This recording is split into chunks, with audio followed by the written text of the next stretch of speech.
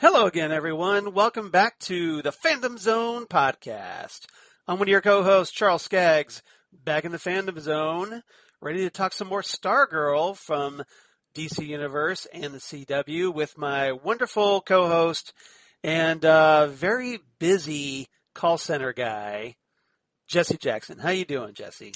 I am great, Charles. Yes, it is the summer of RVs, and so my new gig is very busy, but I am very happy to be working, and we are busy. And I hear you and the lovely Lori were rambling people this week. Went and did a little exploring. Yeah, we because this past Friday was Lori's birthday. My wife's birthday, and also our cat daughter Keiko, she turned 15. Oh, nice! So a kind of a dual birthday that they share together, and obviously with the coronavirus, vacation plans have been rather limited. So what we ended up doing was just kind of driving around Ohio. Like we spent one day going out to this town called Yellow Springs, which is kind of like in the far west of Ohio, and then we went to the Columbus Zoo for a little bit, and then another day we just did yesterday where we went to this place called the Wilds, which was kind of like this drive-through animal park, and got to see a lot of very cool animals and stuff, and just beautiful scenery out there. So we were obviously very responsible. We wore a mask at all times, and even when a lot of people weren't still, and which is why we were wearing ours, and yes. Using hand sanitizer like it was going out of style and wiping down everything. So we trying to keep our distance as much as possible.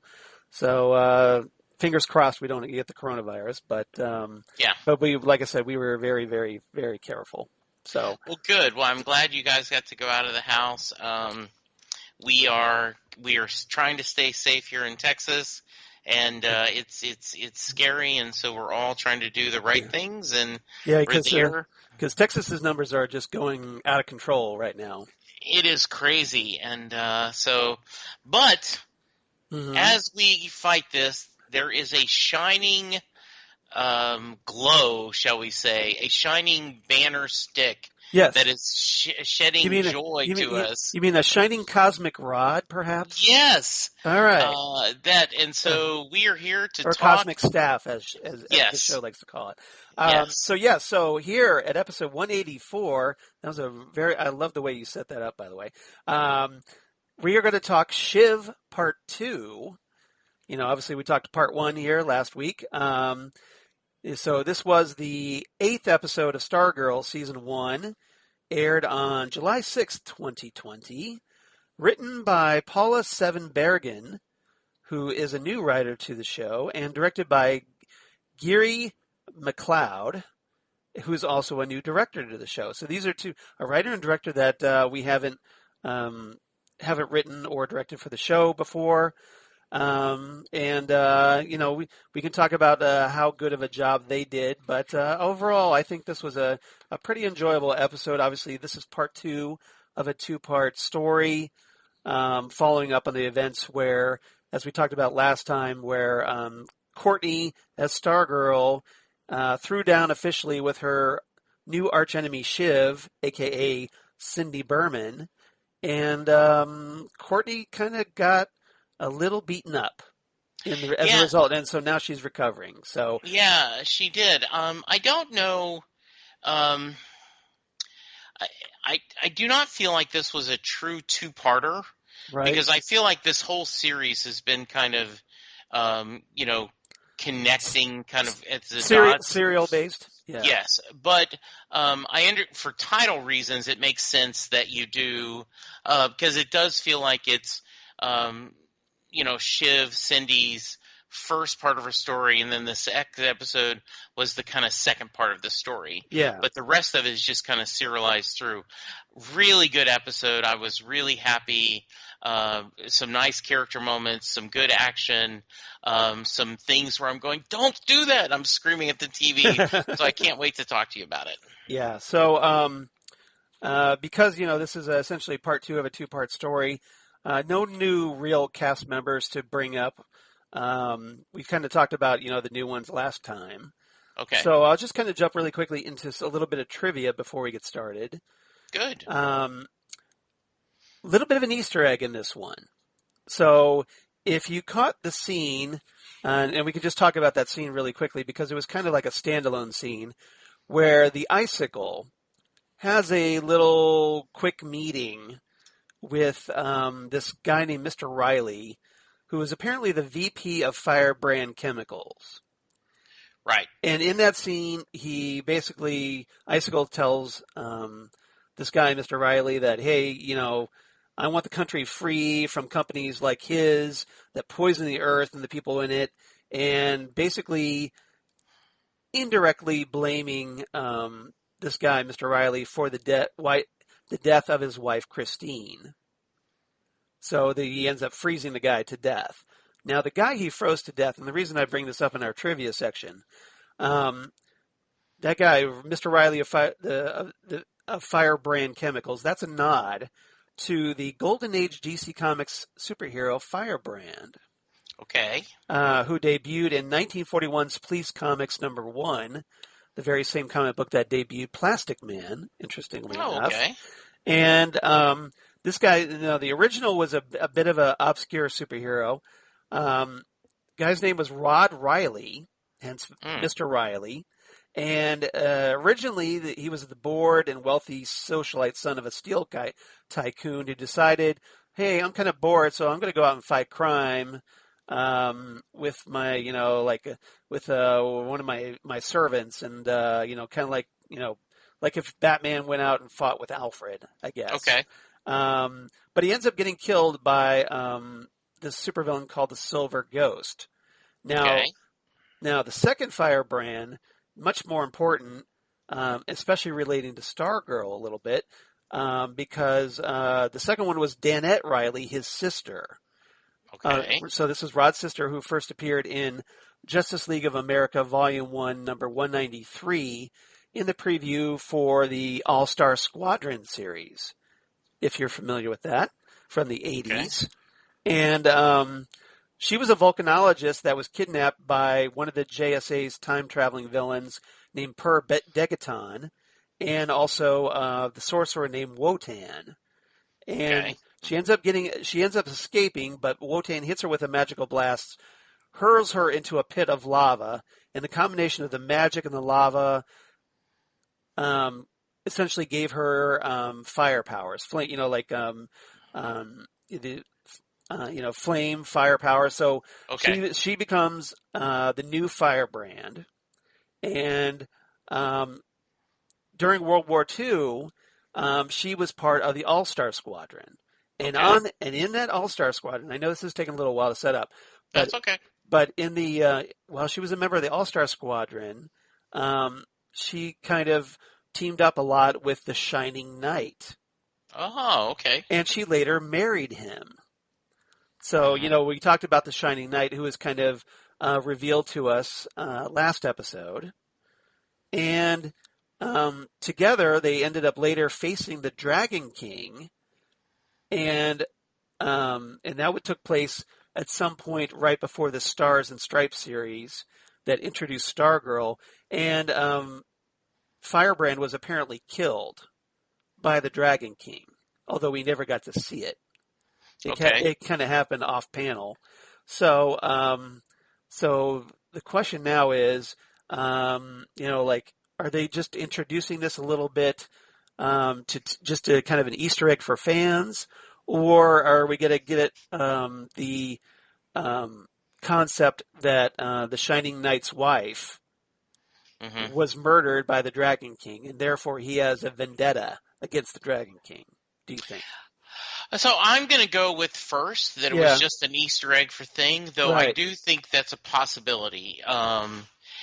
Just because you wonder how complex they want to make the story. Yeah, I did like that I scene a lot because um, the there were a lot of innocent people that died. Now the reason why um, Icicle wants to kill this guy is because it specifically led to his wife's death. right. But there were a lot of other innocent people that were killed.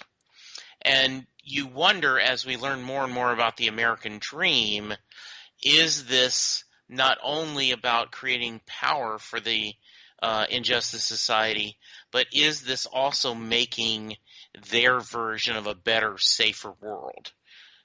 Right. You don't know how much of this is just pure I want to rule the world, but also I want to make this world, I want to rule the world I'm making better, safer, and better for other people, right? Well, I think the way I see it, and I think you're onto something there. I think what the Icicles plan is basically, look, I need to make the world a better place because the world ended up killing my wife.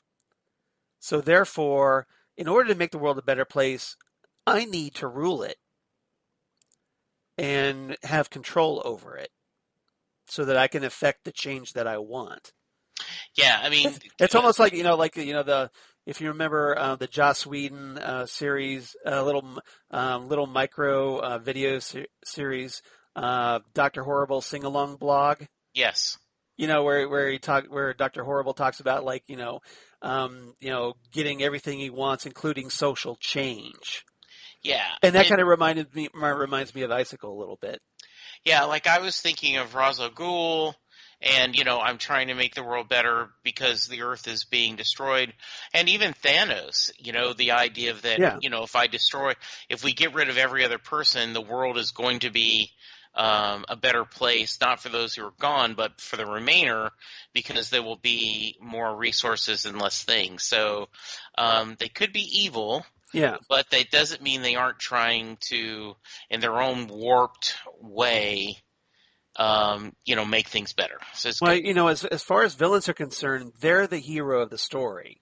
Always. That they're the ones, like, just everybody else doesn't have their vision, Yes. and so essentially they see the heroes as the villains of the story. Absolutely. So they don't see themselves as necessarily evil. They just see themselves as having a cause. Yes. A lot of these guys. Now, some of them are just hey, I want to rob a bank or whatever Yeah, and make money. exactly. Yeah. But And I think and I but think but but I think megalomaniacs like Icicle, obviously they've got little loftier goals. and I'm just going to throw it out there, but I think like the Gambler and Sportsmaster and Tigress and I think most of the team do not have his vision. They are just about we want to have our own place. We want to be able to have control this world. And so Like this guy wants to like yeah, Icicle wants power, therefore, hey, I'm going to get a piece of the action, yes, essentially. absolutely, I'm going to absolutely. get, I'm going to use his plan to further my own agenda. Yeah. And the more I watch Neil Jackson's performance, right? That's Yes. Yeah, he's the guy that plays as Icicle. Jordan, yeah, uh, a very complex and interesting villain. I Right. really like it. Yeah. Yeah, and obviously he makes a great big bad of the season. And we'll see more, obviously, as the season progresses. Good. So, 4 topics today. All right. These can be more shorter ones, but Sure. but 4 that I want to run down. Topic number 1. Let's talk about Courtney, Pat, Barbara, and Mike.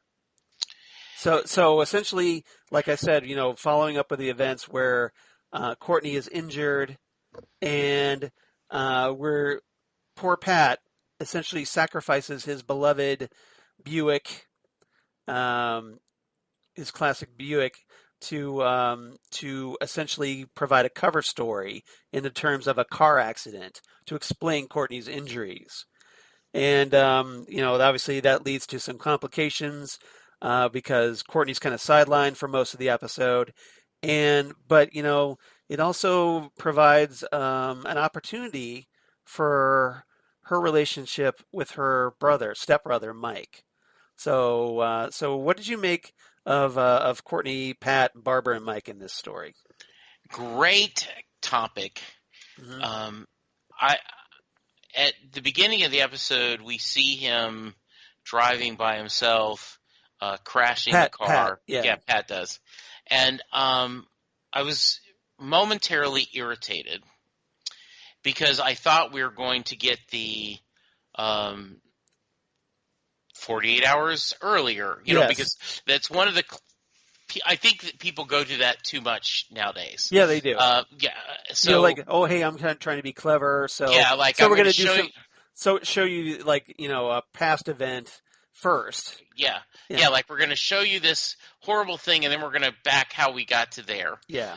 First few times, clever. Now then you're going, but no, this is just, and you're like, why is he, like, because it felt like it looked like the same tree Yeah. that, Our man's Rick's, father, Rex and Wendy Tyler struck. Well, so actually, you're like, thought was presumed Yeah. to strike, as we find out later that it was Solomon Grundy. Yeah. yeah. So I'm trying to connect the dots, and then all of a sudden you get the reveal. He's doing a cover story. Yeah. Because Courtney has been banged up a lot. Well, he needs to take her to the hospital. Yeah, this isn't just like she tripped and fell. This is more serious than that. And so he's got to come up with a cover story. I really like the idea that the series is trying to address, you're keeping secrets from her mom. This is a dangerous thing, and how do you explain when someone get injured this, and him trying to do that? I love the scenes between him and Barbara where she's like, I thought you weren't going to let her drive. And well, you're right. And why did you let her drive at night for the first time?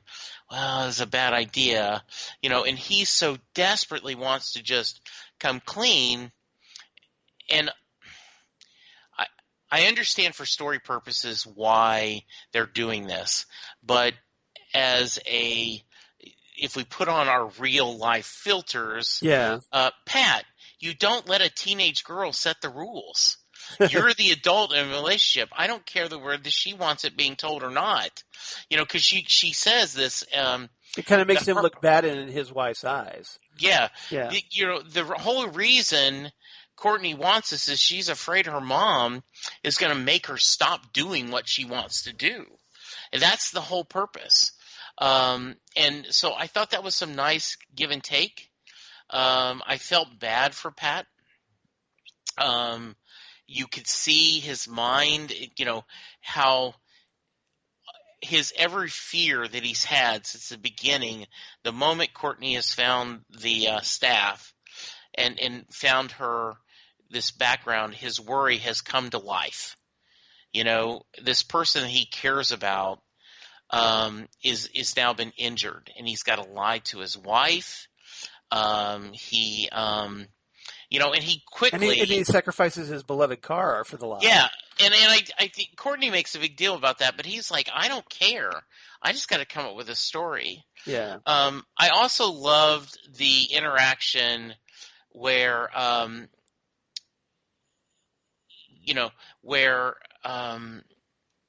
we do get a nice brother and sister discussion, right? Yeah, and that's that's one of the things I wanted to talk about. Where Courtney's in bed recuperating, and remember last time, they had this big blow up in the football stands, where Mike called her out for spending too much time with his father.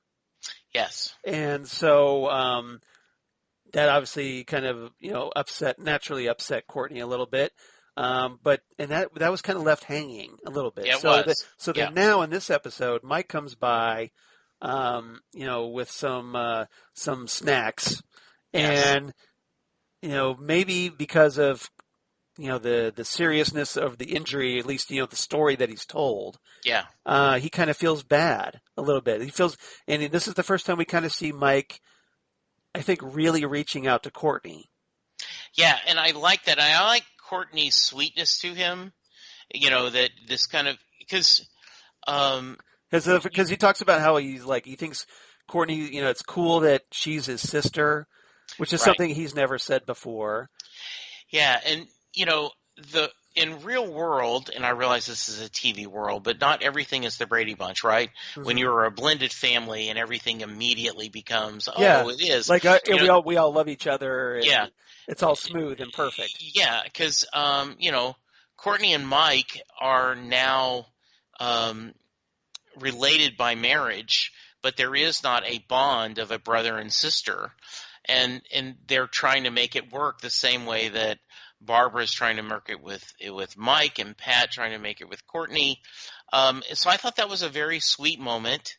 I think him apologizing to her and saying, I do like the fact that you're my sister. I think this is great, and I am just jealous, and I do.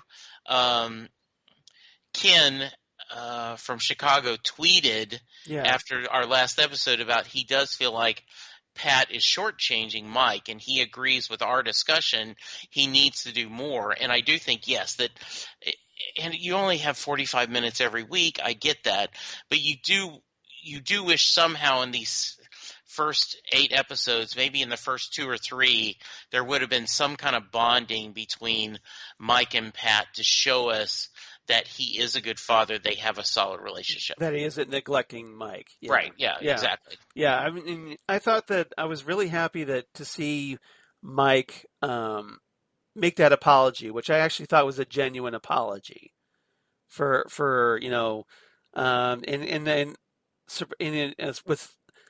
it surprised me that he opened up and said, "Look, I'm just not used to having to share my dad," and I think it gave his character a little more depth.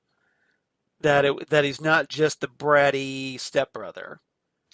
Yeah, and I also like the idea that implies that he and Pat did have a close relationship. That before all this, the move and the new marriage, right, and her becoming Stargirl, before that there was some time where they were bonding. It's an interesting dynamic. Trey Romano, who plays Mike, I think did a really good job playing that. It was a really sweet scene. We got a lot of good scenes, and I know you're going to talk about this in our other things. Yes. But in Courtney's bedroom, we did get some nice interactions between everything. I feel for Barbara being left out. She had a really successful night, and Jordan was really proud of her and talking about how well they did. Right. And then all of a sudden you get this word that your daughter has been in a car wreck. And even though it's not serious, it's still serious enough that she's got to get home and worry about that. So I hope that by the end of the season there's going to be at least Barbara knows what's going on. I don't know if you include Mike in it, but I think Barbara has to know, from my perspective. Well, we kind of talked about how we thought Mike might figure it out first. Yes, absolutely. Because of his his suspicious nature, I guess. Or just that, that he seems to be always at the wrong place at the wrong time for them. And, I think as far as Barbara goes, obviously, the sooner they come clean with her, the better I think it's going to be, because the longer they keep drawing out the secrets, the worse it's going to be. I agree. And with, falling down the stairs, now a car crash. Hmm. I'm kind of wondering, if this were any other show, I would be concerned that Barbara would be worried that Pat would be abusing Courtney. Absolutely, yes. Um, I also want to just take a moment. But I don't think that's Um, going to come up here. no, I don't think so either. I don't think so. And I'm okay with that. I mean, I realize um, Every I show just doesn't need to be that dark. exactly. Yes, that's exact. Thank you. Yes. That's you read my mind perfectly in saying it. Yeah. I do want to give a shout out to. I think Luke Wilson is really good in this. I think the way he plays this kind of this weariness and Right. and sometimes a little goofiness, like the scene when he was, and we will get to that, I'm sure, when he's in, Bobby's kitchen and and Oh yeah, working working on on the the thing. disposable. Yeah, Yeah, we could talk yeah, about that a little bit. Because he later in the episode, obviously they through all the events, Pat ends up inside the Burman home. Hey, it's just the Dragon King's house, no big yeah, deal. yeah, And and he's now, so he ends up getting pulled in to like help Bonnie Burman, yeah, Cindy's stepmom, latest stepmom, yeah. repair the garbage disposal in the Yeah, and kitchen. she's looking at his Yeah, she's checking it out. physique, checking out, and she's happy, and Yeah, made her seem a little more human. And and now then Rick has become, Pat has become, Beth's. Now he's Beth's yes, stepfather, and yes. that In the awkwardness of storyline, yeah, he's exactly. adopted her, and it was just, I just was. I was yelling at the TV in a fun way, like, this is a bad plan. Rick, Beth, Yolanda, you Yeah, guys are not being smart. yeah. So, We'll talk about them later, but yeah, just I think you're right. I mean, Luke Wilson was really good with that, especially the awkwardness yes. with Beth, especially having to like, well, hey, yeah, she's my daughter. Oh well, she's adopted, that kind Yeah, of thing. exactly. Yes. Yeah, for obvious reasons. All Hmm. right. Anything else about these characters? I can't think of anything, any of you, that we missed. I don't think so. I mean, obviously, there was the whole business with Courtney and Cindy Yes. confrontation, but I want to talk about Cindy in a separate topic. Okay. Um, but we could talk about there was that bit where Pat was talking with the cosmic staff Yes. and essentially trying to convince the staff not to put Courtney in danger. So, and first Pat's going like, "Look, I'm talking to a stick. What's up with this? Something's wrong with me." Yeah. And so he doesn't think that anything's going to come of it. But later, when Courtney tries to get the staff to go after Cindy, Yeah. the staff initially resists her. Yes. So, so what did you make of that? I really like this. I really like this scene. I liked. I think Luke Wilson nails the discussion. It would have been. That's a hard thing to do. It's one thing to act against a green screen, Yeah. but you know that you're going to digitally put in a person in that body, right? Yeah. Yeah. But this is truly you are talking to a prop. An inanimate object. Yeah. Exactly. Yeah, and I liked how they chose to not let the staff acknowledge that it hurt him. Yes. And we still don't know. At least while he was there, because we saw the staff kind of glow after he left. Yes, after he left you the room. saw the action Yeah. where it did, and I still want to know more about the staff and more of the AI and is this partly magical? Is it science, a whole artificial intelligence? But part of me is kind of the same way. I don't need to know necessarily the mechanics of why the TARDIS goes where it goes. This is just a thing that the staff is in its own way a creature. It is its own character. Right. And they've done well with that. I think it's Like, done really well. so you're asking yourself, do I really need to know this? Right. Yeah. Exactly. Yeah. Yeah. Because, or just, can I just sit back and enjoy it? Exactly. And I'm sure if they decide to tell the story, I'll be happy. And then we're going to, as fans, we'll debate, well, I don't know if that was a good story.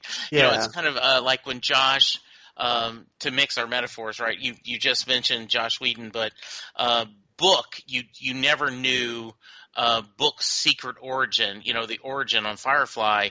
And then when they did a comic, a lot of people were like, oh, well, I don't like that origin. I like the one I made in my mind better. Right. The head canon, yeah. Yeah, and that's the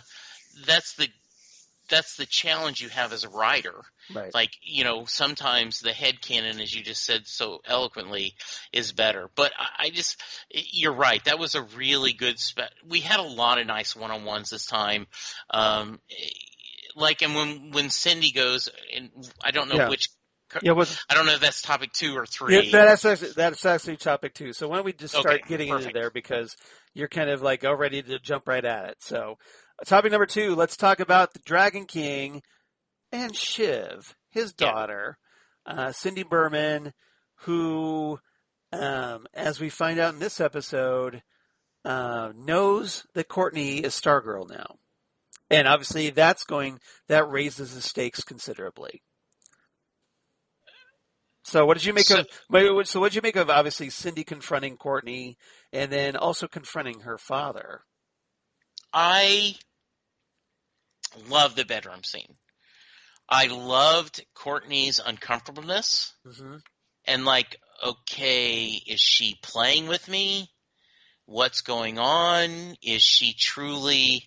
Because Cindy is playing it very straight. She's like, I'm going to take a bite of the chocolate and give you the ones I don't like. She explains why I was having a bad day. I should, you reached out to me. I shouldn't have been so upset, and just the whole time Courtney's like, okay, when's the shoe going to drop? When's the shoe going to drop? Oh my God. And as a viewer, I'm going, she knows, doesn't she? Well, what if she doesn't know? What? And, and I'm back and forth. And then when you get the reveal, and oh, by the way, I really like your staff. Yeah. Right when she's leaving, it's like, okay, she did. Yeah. I loved everything about that scene. How about you? Yeah. I mean, this is obviously the classic superhero dilemma where you have the bad guy confronting the hero, either, knowing that letting the hero know that they know their secret identity, or to make matters worse, if it was like here inside their own home or surrounded by their loved ones, like, hey, look, I know you're the superhero, I'm the supervillain, and if you don't stay out of my way, I'm gonna murder everyone that you love. And obviously, this is one of the reasons why, hey, secret identities are important.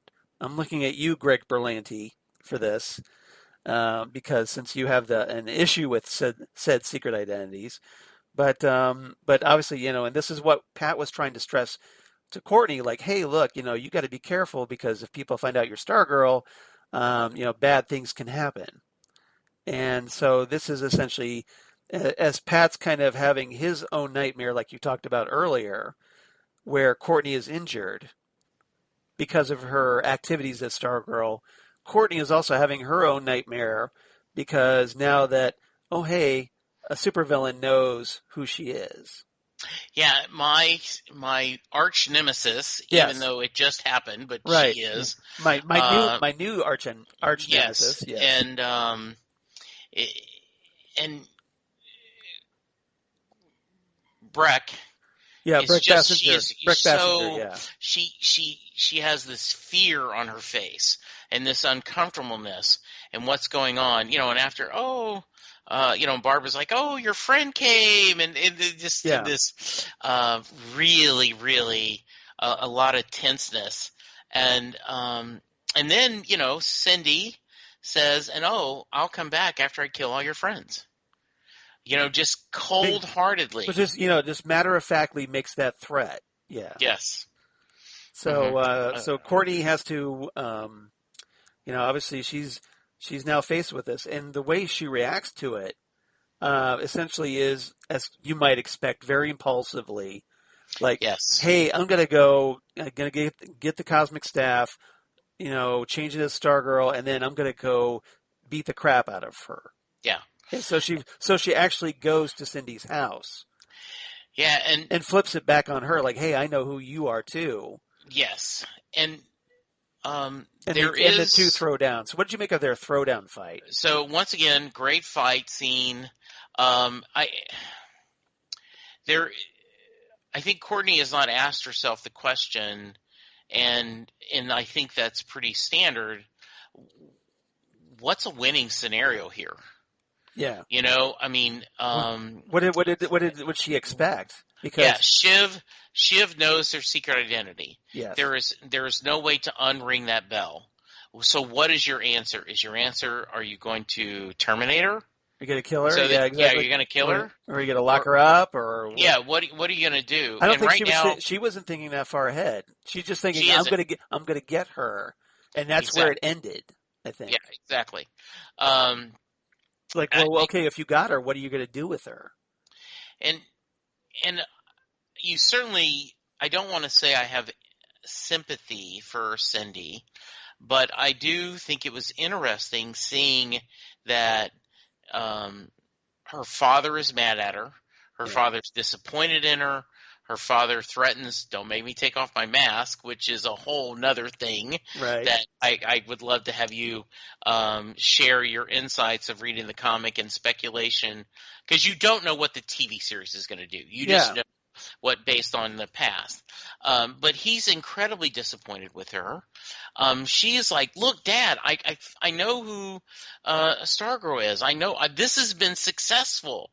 And he's like, you failed in everything. She's alive. She's been in our tunnels. You've put on the costume when you haven't earned it. You may never have a seat at the table now because of how bad you screwed up. Which is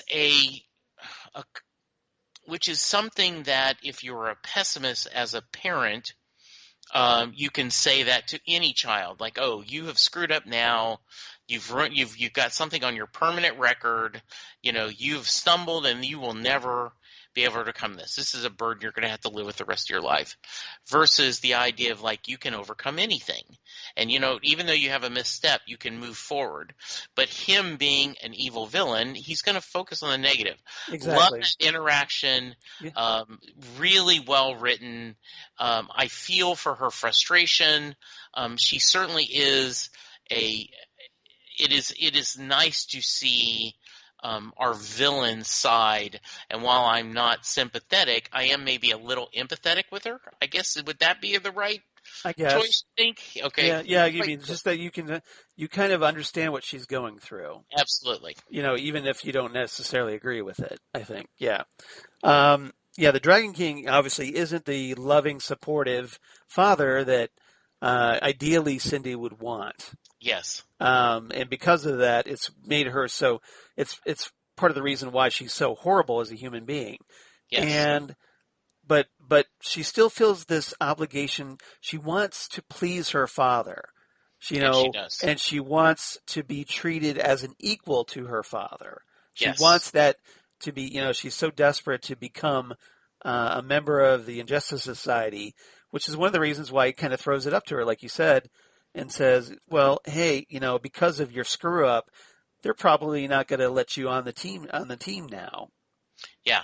And so he's just he's just completely disappointed in her, and because of him being such a horrible human being, or something more than a human being, just tease that there, that he's incapable of expressing what Cindy needs right now. And he's just, like you said, focused on the negative, and just looks at her like a complete failure. Yeah, and you get a close up. You see that it doesn't it doesn't quite under the eye, Yes. in the eye holes. It doesn't look like skin. It looks almost scaly. Yes. And then you have the implication that this was, from the 40s. Well, yeah, that's one thing I want to talk about. So, Okay. Please just to kind of go for it. let me set the table here a little bit.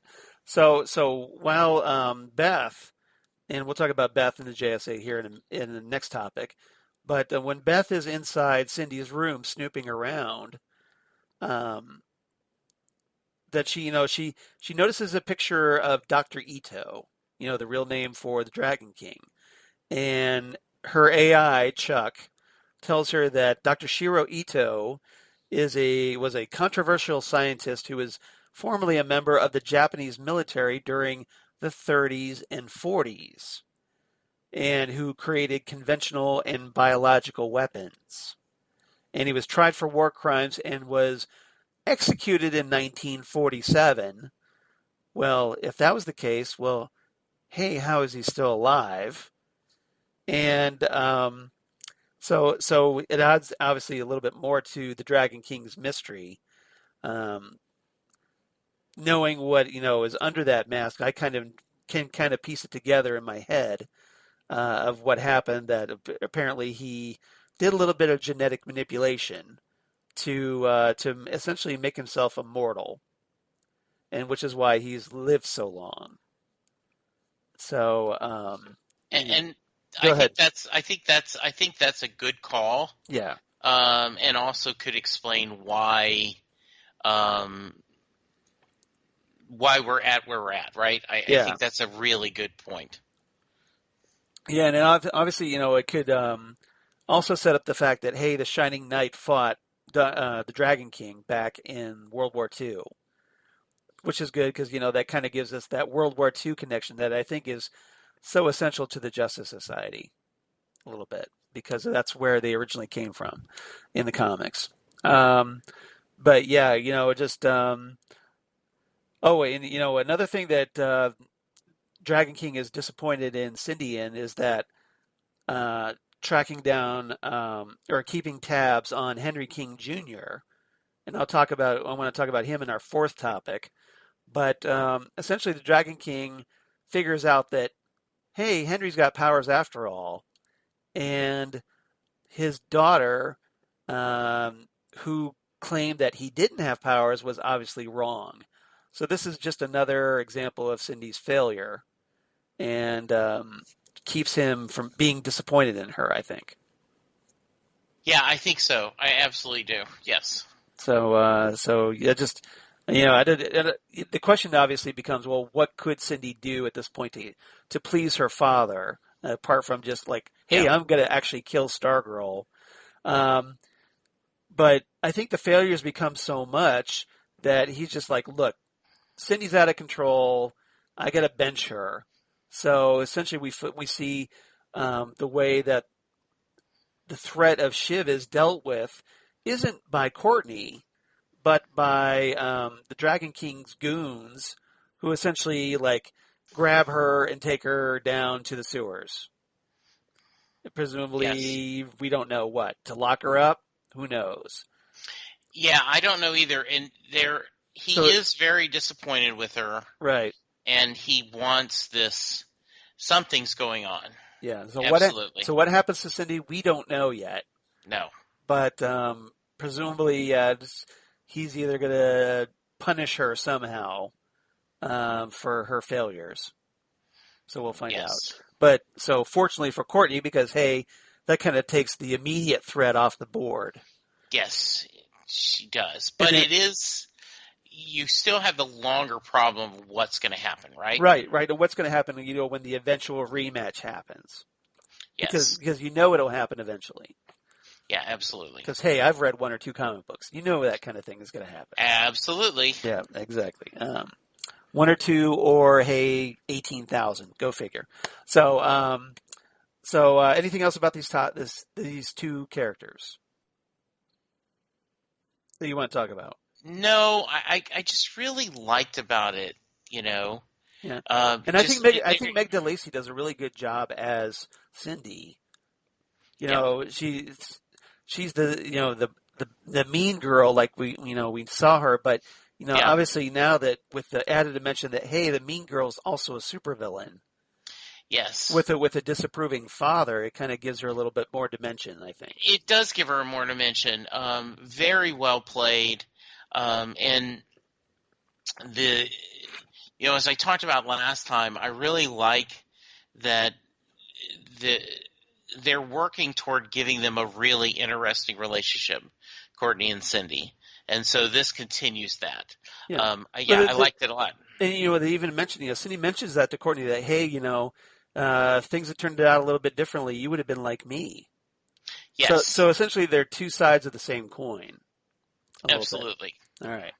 Topic number 3. We talked about them a little bit, but let's talk about Beth, Rick, and Yolanda, a.k.a. the rest of the JSA. Beth, in particular, kind of adds to the tension level in this episode because Beth kind of lets her curiosity get the better of her a little bit. Ultimately, to the point where she needs rescued by her fellow JSA members. And so what did you make of Beth's plan to get inside the Burman house? While the episode was happening, I was going along with the ride. Yeah. When I look back afterwards, I go, okay, Beth is too smart to act this way. Yeah. It just seems like well, she's eager, though. She's very eager. Yeah, she is eager. And just it seems that she wasn't thinking, like, what did she think's going to happen when she goes through that key? Just because the goggles can tell you what the number should be doesn't mean it's a good idea. Well, like I said, I think her curiosity I think so. Gets the better of her, and also a little bit of overconfidence. Like, hey, I've got the goggles. We'll figure something out. Yeah. So in her inexperience, like, she's not used to this sort of thing. So she's not really anticipating trouble. I think she figures, well, hey, there's a secret inside. I'm going to go inside and figure it out. Yeah. And not really think about the potential problems that might have. And I did like the scenes with Yolanda and Rick and Beth, like, okay, we just got to go take care of this, right? Like we're, okay, we have these powers now, and they have learned nothing from their failure. Well, they're still young at it, but yeah, they have that young view of cockiness. Rick is still a hothead. He's going like, look, yes, Sydney hurt Courtney, so let's go after her. Let's take her down. And he's just ready to rush in there. Beth, to Beth's credit, she does talk Rick down. And she goes, look, I care about Courtney too, but we're going in there, without a plan, isn't going to solve anything. So she kind of comes up with a plan, but she, like I said, I think she has, so she, she wanted to, like, everybody focus on a plan of what they were going to do, but again, I think she just Beth let her curiosity get the better of her, and as a result gets her into a very uncomfortable predicament in Cindy's bedroom. Absolutely. And it was funny. Yeah. The scenes of them doing that, watching that was really, really interesting to see. I liked I enjoyed the uncomfortableness, though I was kind of like, oh, this is not good. This is not good. Yeah, this is not good. So you were worried for Beth's safety because I was. Here she's walking around those tunnels underneath the Burman house. Yes. And, she hears Solomon Grundy's roar, and she gets spooked, and she bolts out of there. But you're just like, why are you going down there alone, idiot? And you're worried about her safety. And then like, okay, she's got to the basement. Great. She's going to be okay. She's just going to get out of the house. No, she decides, I'm going to go upstairs to Cindy's bedroom and see if I can learn anything there. And you just want to go, why are you doing this? I did. Well, she was just asking for trouble. And like I said, she was asking for trouble. And she's just, like I said, she wanted to know so badly. Like there's more here, and she was willing to risk, or not even really just risk, but she just not thinking about her own safety. She's just like, we have to find this out. And I did like how the team got together to help her. Yeah, they pulled her. I mean, obviously, Yolanda Yeah. gets in her Wildcat costume, climbs up on the roof or whatever, and then throws Beth out the window. Rick catches her. Hmm. So, That was good. you That know, was really good. yeah. So, and obviously, Beth is freaked out by it, but Yeah. um, but yeah, just they obviously rescued her, and then Beth shows the picture of Dr. Ito to Pat, Hmm. and Pat recognizes Dr. Ito and is like, "Okay, we need to get out of here like right now." Yes, absolutely. So, so a little bit of an adventure, but yeah, just, you spend a lot of time worrying about Beth's safety in that one. Yes, absolutely. Yeah, because obviously she was out of her depth. Anything else about the JSA you want to talk about? Nope, I am good. All right, fourth and final topic this time: Brainwave Jr. So I want to talk about Henry King Jr. a little bit. Henry, this is kind of like starts to be a big episode for Henry because he finds out, he's at his dad's house. Finds out he keeps having these headaches because his mental powers are forming. Yes. And we saw him, like last episode that his telepathy was coming in. This time his telekinesis comes in. So like he's trying to, he's, he tries to open some pills and he ends up levitating those and figures out he has this power. Then he tries using it on a key that kind of floats around his dad's office trying to figure out what the key actually unlocks. And in the process, he finds a secret door with his father's brainwave costume inside. So this is again, now unlike Cindy, who already knew her father was a supervillain, it seems pretty apparent that Henry King Jr. didn't know his father was a supervillain.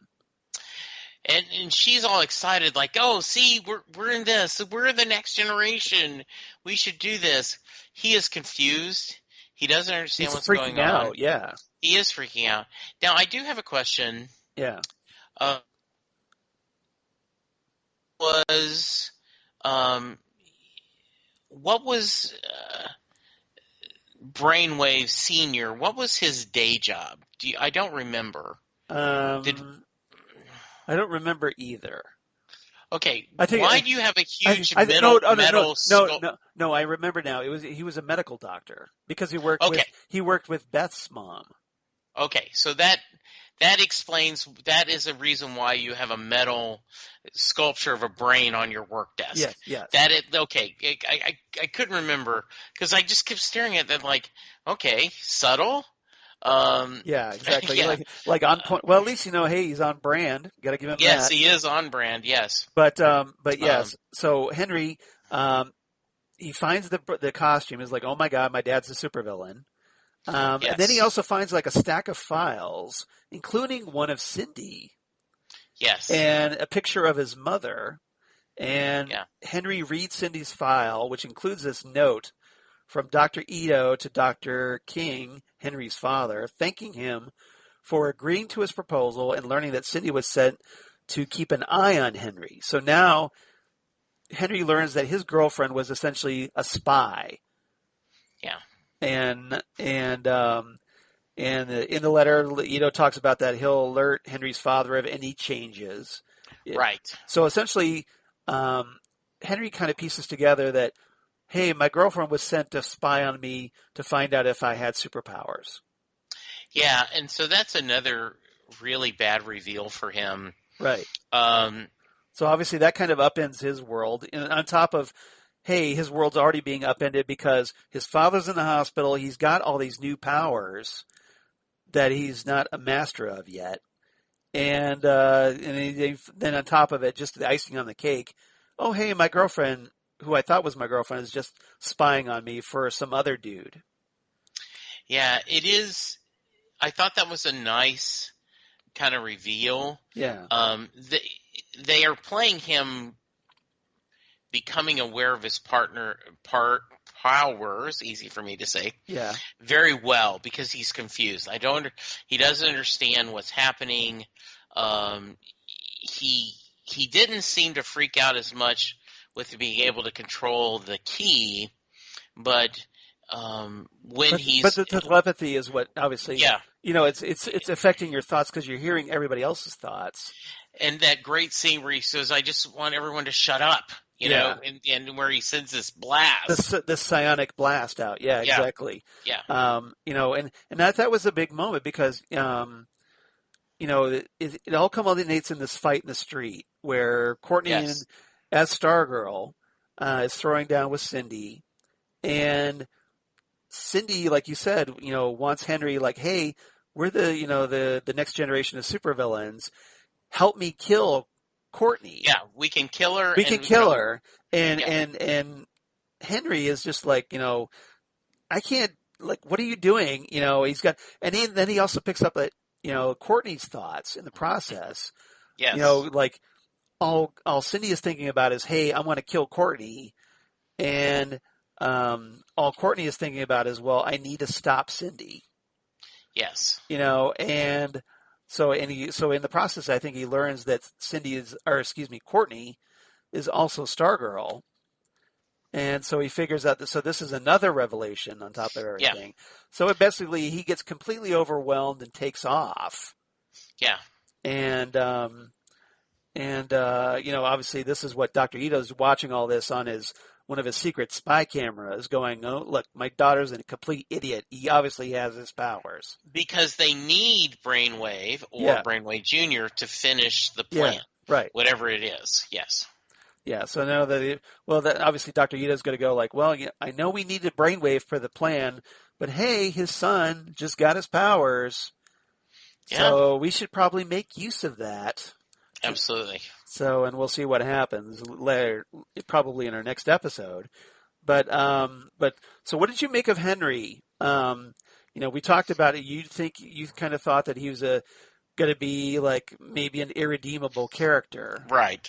So any changes to that opinion, or are you still waiting to see what happens? I'm still waiting to see. I have not seen any signs that he's on but I think it's too early to see a redemption, signs of redemption journey. So I still stand by, I don't think that's going to happen, but I don't think if you and people who are pulling for that storyline, Right. I don't think you're out of hope. I think that could very well happen. Well, I just don't see signs of it yet. Well, to Henry's credit, he doesn't just go right along with Cindy and try to kill Courtney. And he's basically like, just get away from, trying to get everybody to leave him alone. And so because of that, I think that, he's not willing to jump right in and he's not as evil as Cindy. Could be, yeah. So we'll see. He also didn't help Courtney, though. He didn't help Courtney, but to be fair, like, he's going through his own thing right now. So maybe he wasn't really in a position to help her. I mean, he kind of did help her a little bit indirectly. With that psionic blast, because it kept Shiv away from Courtney. Yeah, and I don't know if he didn't jump in because he has a moral problem with that, or everything's so confused he just couldn't make a decision one way or another. Right. We'll have to see. Yes. Yeah, but I do agree. I think there's hope there. Yeah, I agree. So we'll see. So maybe he's not as evil, or at least maybe he will do that kind of heel turn. Yeah. Even if the ISA tries to recruit him, yeah, I think he'll come around. That's my prediction. I agree. We'll see. Yes, absolutely. Okay, so we'll see if that happens or if I'm completely wrong. All right. Anything else about this episode? We talked a lot about. I think it was a really good episode. A lot going on in this one. There was a lot of plot going on. Ready to learn more about the Silver Knight and the American Plan and all these other things, but really, really moving the story along. All right. So, favorite quotes. Do you have any favorite quotes of the episode? I do have a couple. Go for it. Most of it on Comedy Relief. Yeah. Beth in Cindy's bedroom. Wow, she really likes taking pictures of herself. Yeah. And then I only have two more. Okay. The goggles Chuck. Yeah. Pat Dugan is 14 pounds heavier than my last interaction with him. And Pat's like, what's he saying? Beth, nothing, Yeah. nothing.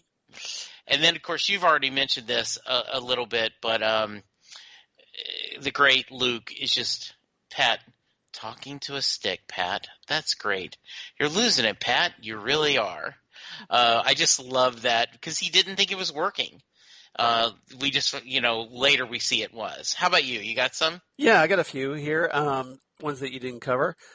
Cindy and the Dragon King having their little discussion where Cindy is like, don't passive-aggressive me. I proved myself.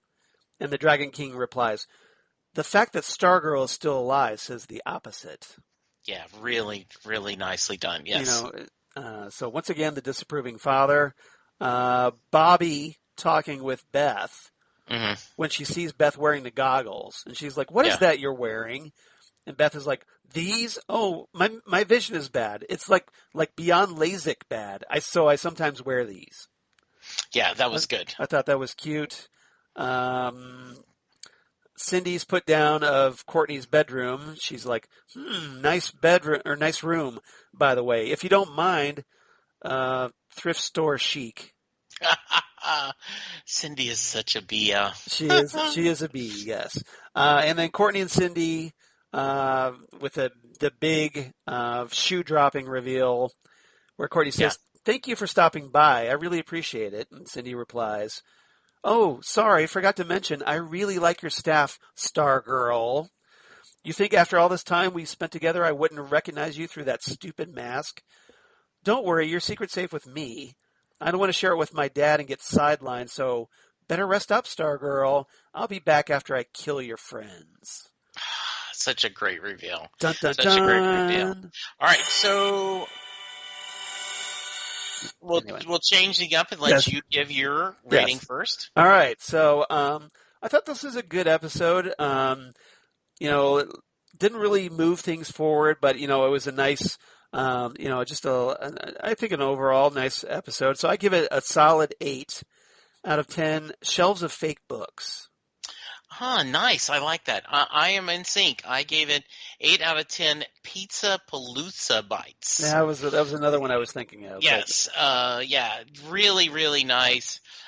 We are getting toward the end of season 1, but I think feedback before news. Yes, feedback before news. Okay. Oh, actually, we don't have any feedback because okay. Kent from Chicago, after doing so well, kind of maybe he was also off on vacation this week. Absolutely. All right. So we do have news, don't we? We do, and we should talk, obviously, first and foremost, Stargirl got picked up from season 2, you guys. So, which is good. So, now, interestingly, because, obviously we talked about how Stargirl is being shared between DC Universe and the CW, but for season 2, apparently, it's going to be exclusively on the CW. Which gives you, I wonder if DCU is being phazed out because of HBO Max. That's what a lot of people are now wondering. It's just kind of like another nail in the coffin. Yeah. Because, and there's something else I want to talk about that kind of relates to this a little bit. That all the new shows, any new seasons or whatever, are appearing on other platforms. Yeah. And go ahead. Do you like I've tried to read comics on my computer screen. Yeah. And I think I'm an old fart. I do not like the interface. It seems clumsy to me. Have you had any issues with it? It's a little bit, as far as downloading, it's very difficult because once you download to your tablet or whatever, it kind of throws them in an area, and it doesn't organize them at all. You may download issues 1, 2, 3, 4, and it'll show up listed 4, 3, 2, 1. Okay. The most recent one you downloaded will come up first. Right. So as a result, it's if you download several books, several titles, they're kind of scattered all over the place. It's not nearly as user friendly as, say, Comixology. Yeah, and because when I'm trying to read, Yeah, I'm having to search for and I ended up having to use the arrow button yeah, instead of the mouse. And then if I use the arrow button, it seems to go from panel to panel better. yeah. So, and See, I read a page at a time. okay, So, because that's because that's the way comic books really should be read. right, But I mean, if you're looking on a phone, yeah, you'd have to do a panel by panel. But yeah, that's why I prefer reading on the iPad. yeah. So, So anyway, and then I just kind of like widen and blow things yeah, up to where this, absolutely. if I want to look at something closely. But that was not the only Yeah. Phantom Zone news. There's other big news, isn't Yes. there, Yes. Charles? Yes, there is because in a related note, since all the new shows are going to other platforms, HBO Max has ordered Batman, like a companion TV series to The Batman, exploring the Gotham City Police Department. So essentially, like Gotham, only probably Gotham done the right way, like the way everybody hoped Gotham would have been done. And, I was just going to say that that's what I thought Gotham was going to be. right. Kind of NYPD Blue set in Gotham. Yeah. Yeah. So according to, this is all according to the deadline. So the HBO Max has given a series commitment to a new DC Comics drama exploring the Gotham City Police Department, set in the Batman continuity, established in Matt Reeves' upcoming film, The Batman. So apparently, it's going to be like a prequel to the Batman film, um, where Batman's been around for a few years. And what makes this series, I think, a little bit more hopeful for fans than Gotham is that this series is going to be from Matt Reeves, the guy, producing or directing the upcoming Batman movie, and also from Boardwalk Empire creator Terrence Winter, who's going to That's be the guy writing the show. okay. That's some good credibility. I like Right. Boardwalk Empire. That was Yeah. really well See, done. I was a fan of Boardwalk Empire as well. So if essentially this is the TV show Gotham meets Boardwalk Empire, that sounds I'm very in. promising to me. I agree. So, and it's quote set in the world Reeves is creating for the Batman feature and will build upon the film's examination of the anatomy of corruption in Gotham City, launching a new Batman universe across multiple platforms. Nice. So it will extend the world established in the movie and then further explore the myriad of complex characters of Gotham, unquote. Yes. And this, of course, joins some other DC Comics series that are going to be appearing on HBO Max, including the upcoming Green Lantern series and Strange Adventures shows from Greg Berlanti, and also Justice League Dark from J.J. Abrams, which I'm really looking forward to. Yeah, all those sound good. And we had one other news. Yes. With Batwoman. Did you have that? I did not, because as far as I'm concerned, I'm done with Batwoman. Oh, okay. So, Well, but if you want to share that, go right ahead. I will. Yes. So, CW has announced that they have a new Batwoman. Her name is Javonica Leslie. I really enjoyed God Friended Me, the series from CBS that lasted 2 seasons. She played the main character's sister. Right. The character she played on the TV show was a lesbian. In real life, Javonica Leslie says she is bisexual. She is African American. Right. And they have cast her to play the character's name, I think, is Ryan Wilder. Right. I do. So it's I a do brand not, new, so it's a brand new character created for the show, Yes. and that's kind of what. See, I don't have a problem with the new actress, but I Right. have a problem with the new character because it's not the character I want to watch. It's not the Batwoman from the comics. Yes. So I have been skeptical Yes. about this. I am going to give this series a shot. I am a little more interested in because the actress was really good God Friended Me, and Right. so I think she could bring in something. I don't know how they're going to connect the dots, and it may make me roll my eyes, but I do think this is amazing. They're very, and there was speculation that one of the reasons they wanted to recast this is so they could add a a African American lead, which is something that is not. We have Black Lightning and Right. his family, I'm going to be hopeful. Like I said, the actress is very good. Yeah, it's like Ruby a Rose is she was very active on Instagram. Like she was supportive. Yeah. excited. So I'll hope for the best, but I certainly understand Yeah. fans like yourself that go, this is just a good excuse. I have too much TV to watch anyway. Well, I can just move on. yeah, I mean, like I said, it's nothing against the actress or I the know fact that that. she's African American. I just have a problem that she's not Kate Kane, the Right. character, because that's the character I want to watch on a Batwoman TV show. Yeah. So, and especially after spending season 1 establishing Kate Kane, and because she has that connection to Bruce Wayne as Bruce's cousin, Yes. All that being suddenly just wiped away in season 2, and to bring in a replacement Batwoman. Mm-hmm. That's why it just seems like, well, okay, I'm not getting the Batwoman I want to watch. Like you said, there are plenty of other shows. So more power to the people that want to keep watching. No problem if you want to do that. I'm all for it. Jesse, I look forward to your reporting as far as whether the show is worth continuing or not. Yeah. But as far as my wife and I are concerned, it's like, no, we want to watch Kate Kane, and if we're not going to get Kate Kane, then we're out.